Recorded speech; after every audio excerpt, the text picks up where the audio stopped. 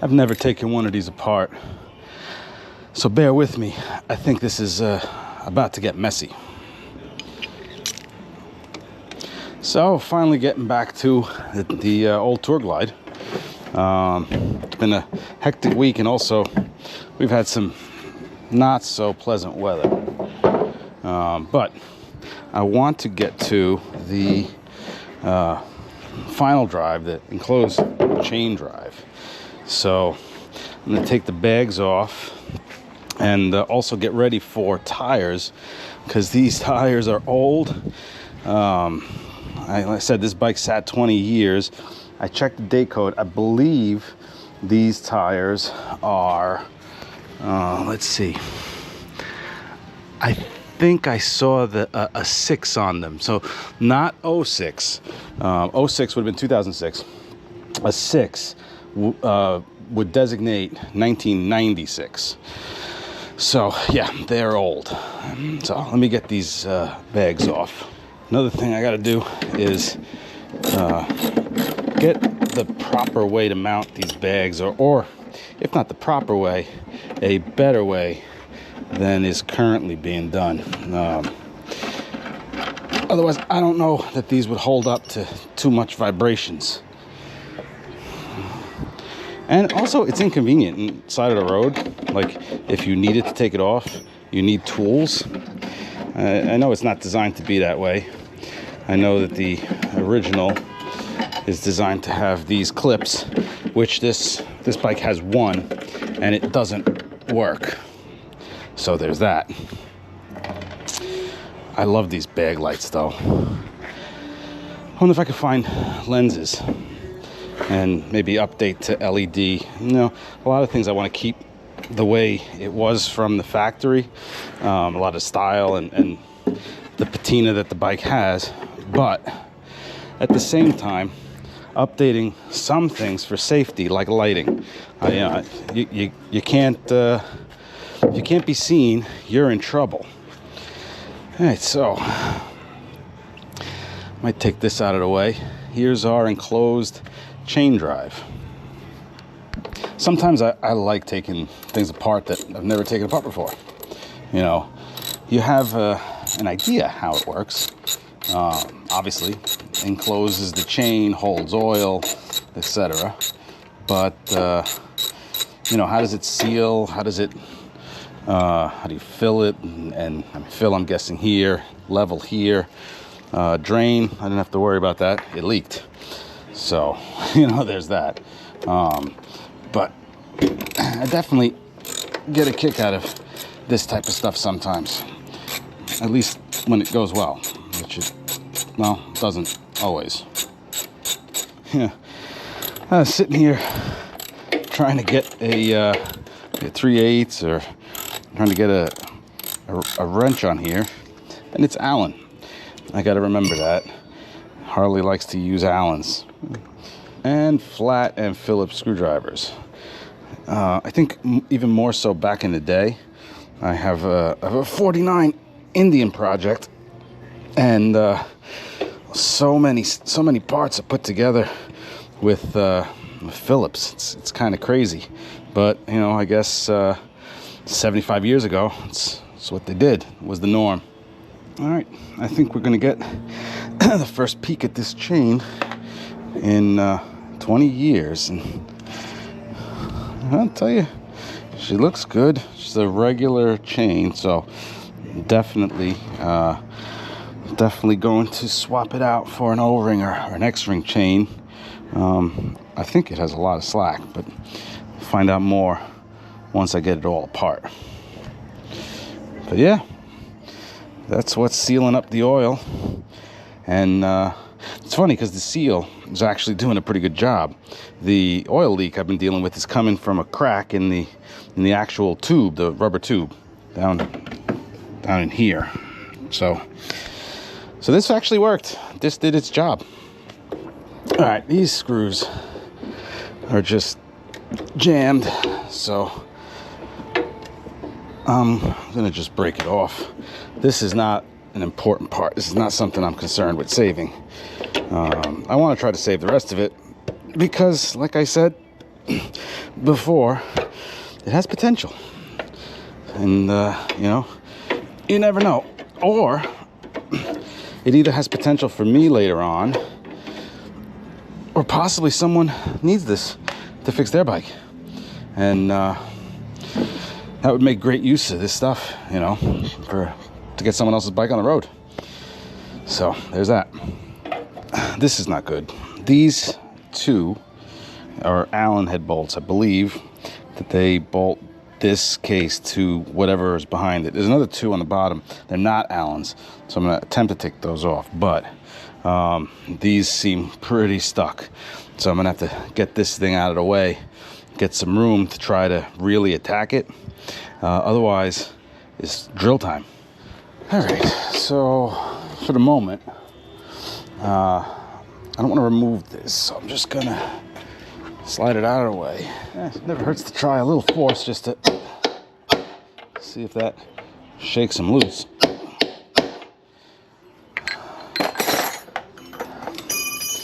Otherwise, if I got a drill, I got a drill. I'm not too concerned. Ah, look at that. Sometimes that's all it takes. A little hit with a hammer, a little shock to some partially seized threads. Not so much for that one. Well, a little bit of force worked on one and these two bottom ones, but they are not Allens, so easier to get, you know, a grip on them with a socket. My idea was to move the shock out of the way, try to get some more direct action on it. Didn't seem to work. So, I guess it's drill time. Yeah, this thing's kind of weird to me. So, it looks like a cap here, right? And this, I'm learning, appears to be the fill. I'm guessing this is the level, right? You'd think they put a drain, unless the drain was just to undo that Allen and pull this off and let it drain from there. Just seems strange, but then again, in the 70s and 80s were a strange time. It looks like most of the oil leaked out because I've got this bottom one apart. And yeah, nothing's coming. Okay, back to figuring out how this thing is on. Okay, it's it's taking some persuasion.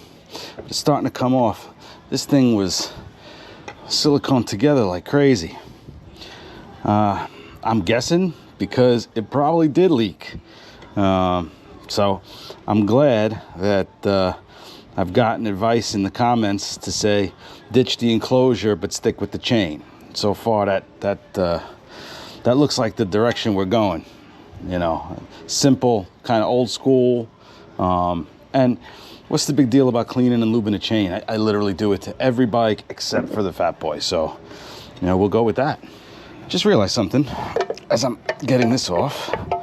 The chain goes through this. I knew it went through these, but it actually goes through two sides of this housing, which means I'm gonna have to break this chain or hope it has a clip master link. That would make it easier. Otherwise, I gotta get the tool and break it, and that's gonna suck. Found master link. That makes life a whole lot easier. We can pop this thing apart and put it back together, because that's the key, right? Is I wanna change what I need to change, but keep it going as I can. You know, I've the tires ordered. I want to change the riser bushings, and I really want to get this thing out on the road again. So to have broken and ordered a new chain now and delayed would have sucked. So that's another little win. All right, let's get this thing apart.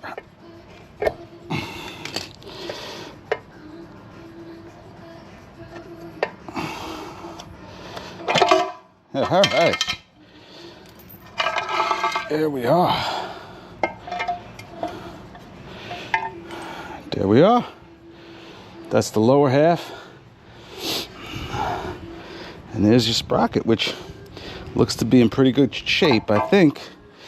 I get a better picture. I still got to drill this out. I just kind of wanted to get as far as I could first, so let's go get the drill. I said this was going to get messy,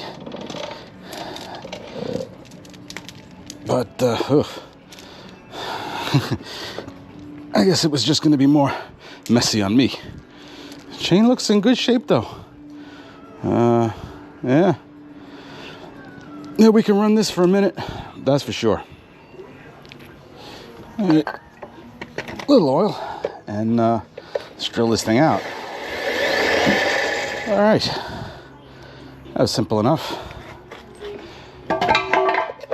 All right, yeah, now we're talking. All right, yes. Interesting setup for sure. Seals, I'll have to address those. Probably cut them off. Easy enough. Yeah, at first glance, the sprocket looks pretty good. Definitely well lubricated. All right. This next step is remove these, clean this up a little bit, and we'll get the chain back on and adjust it, because it definitely looked way too slacked. You know, there was a comment that I think it was getting these bolts started again. The ones in the transmission case were a giant pain. I can definitely see that. Fortunately, I'm not gonna have to do it, but yeah, you got like no room in there. I guess they weren't meant to really be part of the service. I don't know. I'm happy that I lost it. All right, here you are. I'm happy this is out only, not in. Yeah, okay, based on the proximity of that bolt to this rear axle, there is no way I think these were really meant to be serviced. They're more meant to torture whoever has to service it, I think, because it's jammed in there. It's just, I skipped to the bottom one because I'm hoping that maybe getting the bottom one out of the way will allow me to access the bottom. When I say the bottom, I mean the bottom tube. The bottom bolt on the top tube. Man, that's like right up against it.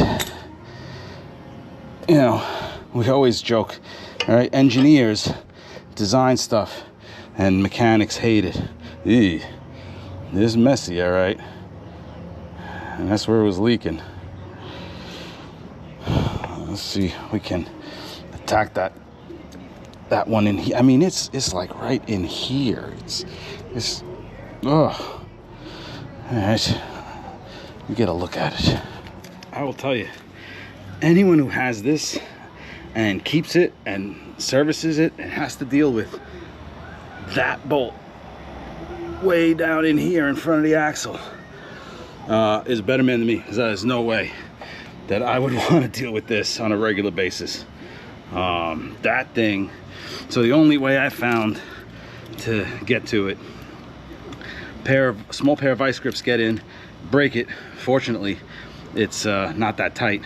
It wasn't that tight, and now I'm slowly working it with some needle nose, getting my fingers in there, a combination of a bunch of things. But yeah, that is not a good design for serviceability at all.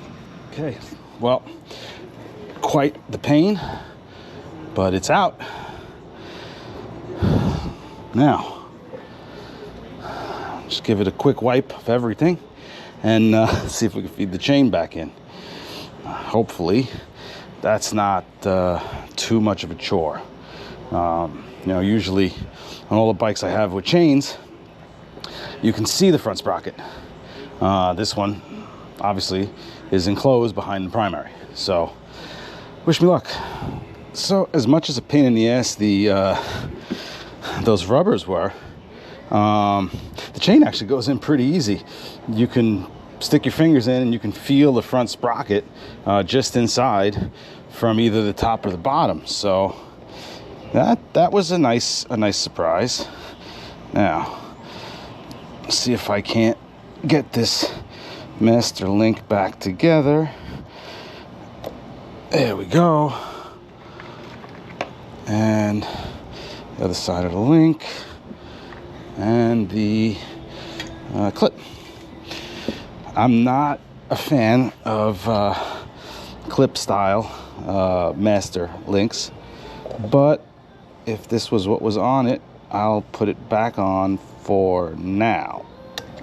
When I change the chain, because I will have to go to, and I guess have to, I don't know if have to is the right word, should go to an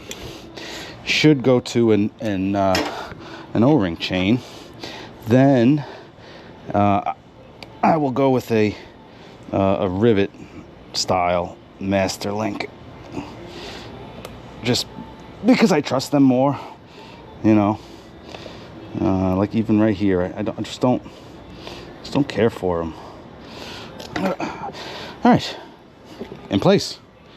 And actually, the slack might not be that horrible for now.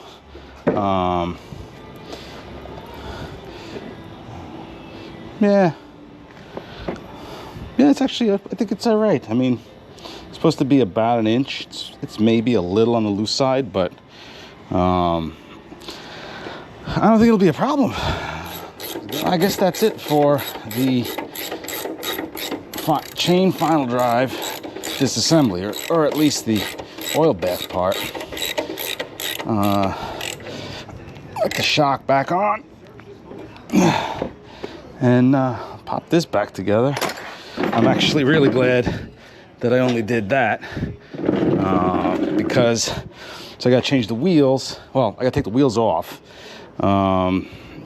which everything looks like nothing looks like it's in the way for taking the wheels off. So that's pretty cool. You know, the original owner did mention that changing the tire is not a big deal. People get scared with the oil bath. You know, I'll be honest, I mean, I thought the same thing. I'm like, geez, I got to deal with this oil bath thing. God forbid you got to swap a tire out somewhere. And, you know, I mean, I'm used to just regular belts and chains, you know. But, yeah, he said it wasn't bad. I guess I'll figure it out when I take the wheel off. I guess the chain stays somehow in place. I don't know. Very curious how that goes together, and get a better look at that sprocket once I get the wheel off, because another thing I was told is getting a replacement for that sprocket is a giant pain. I'm hoping not, because when I looked real quick, I saw there were different tooth count rear sprockets available. And I really, if this one still has the factory sprocket count, front and rear, 22 rear, 51 front, 22 front, 51 rear, that it's not the most pleasant, I think, on the highway, RPM wise. It's actually more gear than my Fat Boy had when I got it, and it had a 32 tooth front pulley and 52 tooth front pulley, 70 tooth rear pulley, which kind of made it, you know, rev a bit on the highway. And if my goal is to make this thing comfortable on the highway, I don't want the RPMs screaming. So yeah, some more research to do, and again, that'll come later, because we need to have a little fun first, and that is get those tires done, bleed the brakes, and take it for a highway test ride. That's going to be that's the next major milestone that I have. Well, I'm gonna wrap this up. thank you again for both watching and commenting. Again, I'm learning more and more about this bike every comment I read, so I greatly appreciate it. Well, thank you and good night. I was putting everything away and I thought, bonus stage. Such a beautiful day. Why don't we find out if it has third gear?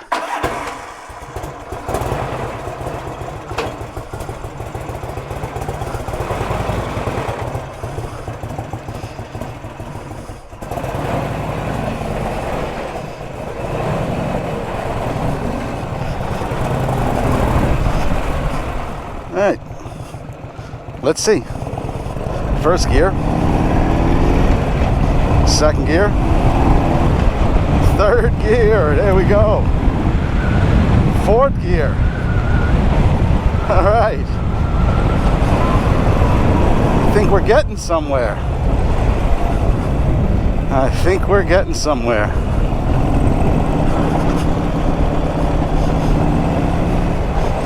I'm liking it. And the chain drive back together nice, no issue. All right, I'm satisfied. Today was a good day. I'm gonna head back to the house.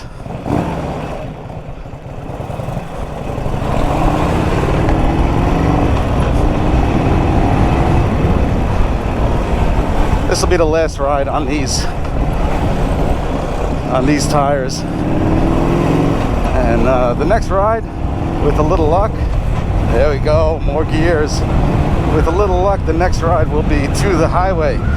Inaugural Belt Parkway run. That's always fun. That's a good test of a motorcycle, or anything really. Oh, it's nice to have third. Keep the RPMs down.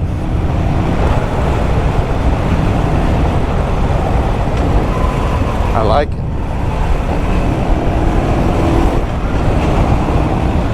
Gonna make a nice scooter. That's for sure. Fourth gear. Okay, that really is it for today. Next up, tires, wheel bearings, bleed the brakes, and let's see if she's ready for a highway run. Until then, good night, for real this time.